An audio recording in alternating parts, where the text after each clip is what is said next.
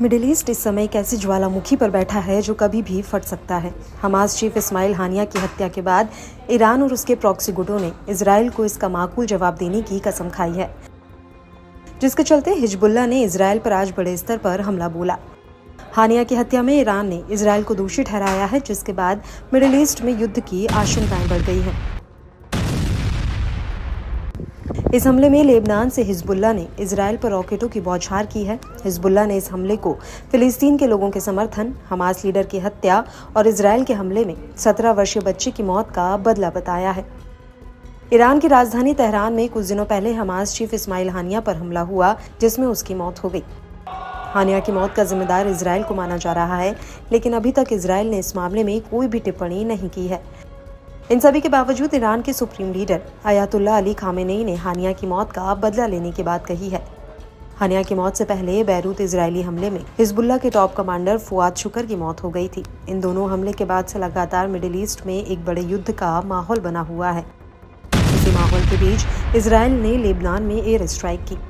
Israel ने 3 अगस्त को Lebanon में स्थित हिजबुल्लाह के ठिकानों को निशाना बनाया। इजरायली फोर्स ने लेबनान के हरफा और कफर किला के इलाके में जमकर हमला किया।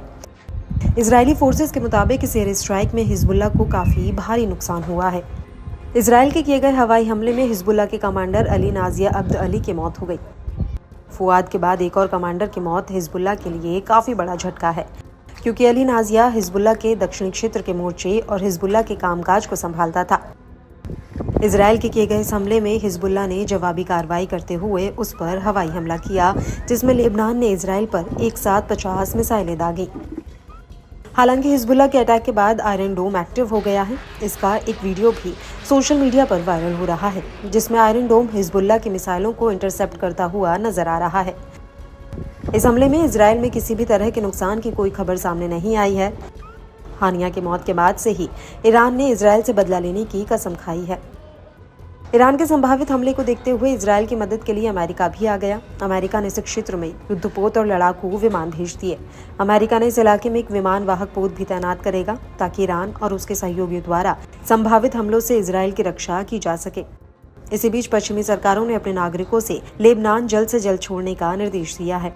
बता दें कि तेहरान में हमास नेता इस्माइल हानिया की हत्या के बाद ईरान ने बदला लेने की कसम खाई है। शनिवार को फिर से इजराइल ने हिजबुल्लाह पर हमला किया था।